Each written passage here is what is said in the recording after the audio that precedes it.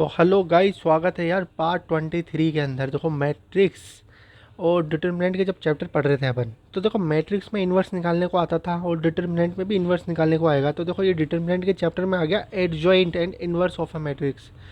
मतलब एडजॉइंट आपके लिए एक नया शब्द है ना। अब आपने यार कोफैक्टर निकालना सीख गए, माइनर्स निकालना सीख गए और ट्रांसपोजर ऑफ अ मैट्रिक्स सीख गए। तो इन तीनों चीज़ों का यूज़ होगा जब एडजॉइंट निकलेगा। तो देखो एक क्वेश्चन आता है, find adjoint of A for a कोई मैट्रिक्स दे रखी है, ए इज इक्वल टू 2 3 1 4। तो अब ये एडजॉइंट निकालो आप।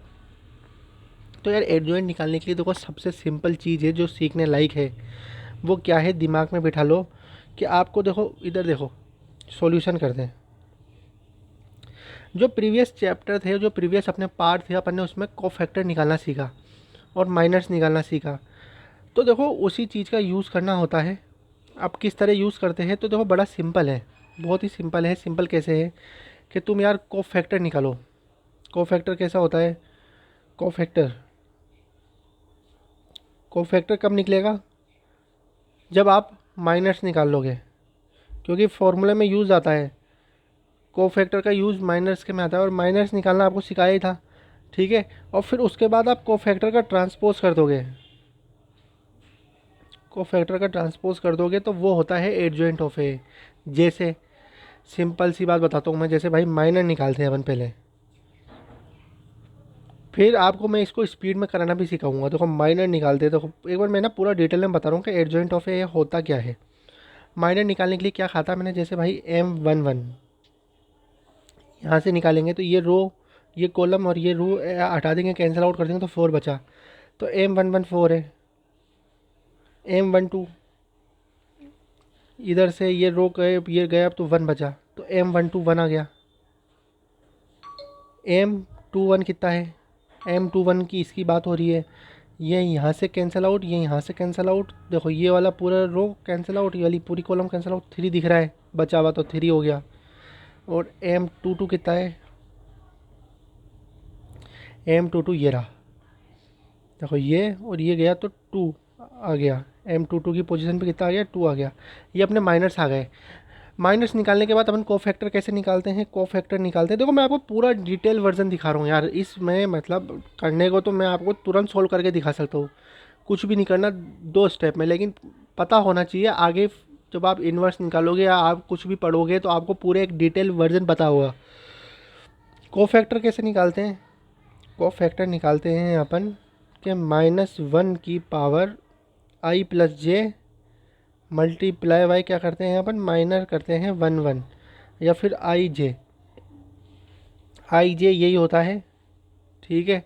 कोफैक्टर निकालने के लिए कोफैक्टर को अपन कैपिटल में लिखते हैं जे। ए आई जे इजिकल टू ये वाला फॉर्मूला लग जाता है, देखो ए आई जे इजिकल टू -1 की power i plus J into M i j। जैसे भाई कोफैक्टर निकालना हो अपन, M11 का निकालना हो, M11 मतलब A11, A11 के लिए M11 आएगा, है ना। तो M11 तो 11 मतलब क्या है? 2 है। तो -1 की पावर 2 हो गया, i plus J into M i j 4। तो -1 का स्क्वायर तो पॉजिटिव हो गया, तो ये 4 आ गया। तो ये पता लग गया कि यार इवन पावर और ऑड पावर का मतलब ये जो चीज़ है इसमें इवन पावर और ऑड पावर, मतलब जैसे 2 4 या 6 होगा जब तो कोई चेंज नहीं होगा, M i j जैसा है वैसा का वैसा रहेगा। और जैसे 3 आ जाएगा या फिर 5 आ जाएगा तो उसके लिए चेंज होगा। जैसे करके देख रहे हैं अभी अपन। अब जैसे ये देखो M12 मतलब A12 अपन कोफैक्टर निकाल रहे हैं, ए -1 की पावर i प्लस जे, मतलब 1 + 2 कितना होता है? 3 होता है, मल्टीप्लाई बाय 1 है तो 1। अब -1 की पावर 3 -1, तो i इजिकल टू कितना हो गया? -1 हो गया, -1। ऐसे A21 निकालेंगे, A21 देखो 3 है, 3 कैसे? -1, 2 + 1 कितना होता है? 3। तो ये i प्लस जे मैंने बताया ना, i प्लस जे इसको बोलते हैं अपन i, इसको बोलते हैं जे, इस सब में होता है। प्रीवियस वीडियो में अपनी बात हो चुकी है कि ये i है और ये j है। तो ये 3 हो गया और M21 आया था मल्टीप्लाई बाय 3। देखो फॉर्मूले वाइज कर रहा हूँ मैं पुट, फॉर्मूला लिख दिया है, फॉर्मूले में सिर्फ पुट करना है। तो ये हो गया -3। और फिर ये A22 कितना है -1 की पावर 2 + 2 कितना होता है 4 मल्टीप्लाई A22 M22 कितना आया था 2। देखो MIJ मतलब M22 I और J, ये I है और ये J है, सब में यही होता है। ये तो तुम अब समझ गए होंगे। ठीक है, ये बन गई अपनी कोफैक्टर की। तो देखो कोफैक्टर अपना ये बन गया, क्या बना है 4 -1 -3 और ये 2 कोफैक्टर बन गया ये।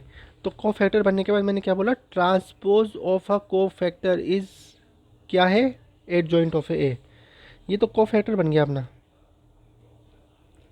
Cofactor AIJ।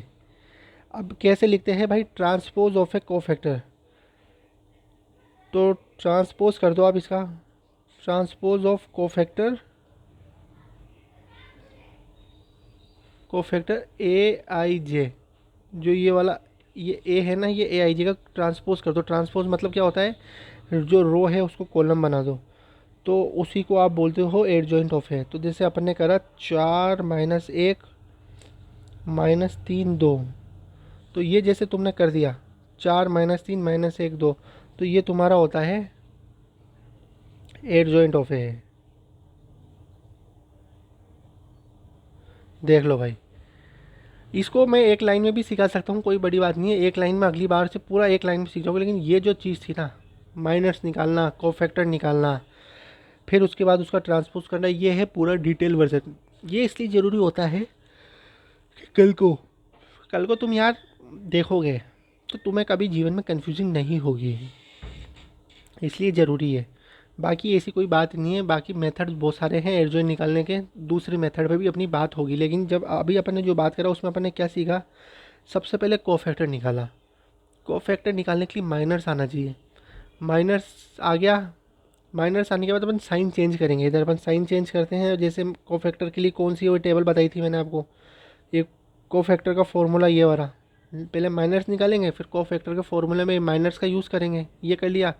फिर उसके बाद ये कोफैक्टर का अपन जैसे ट्रांसपोज कर देते हैं, कोफैक्टर का ट्रांसपोज कर देते हैं, तो वो क्या होता है, वो इक्वल होता है एडजॉइंट ऑफ ए। तो इस तरह ही प्रोसेस होता है 3 स्टेप के अंदर। बाकी और भी ट्रिक है, इसी बताऊंगा मैं आपको। तो बस यार आज की इस वीडियो में इतना ही। और एक चीज़ तो अपने लिखी नहीं, A7 एजुकेशन। और यार सब्सक्राइब करो, लाइक करो।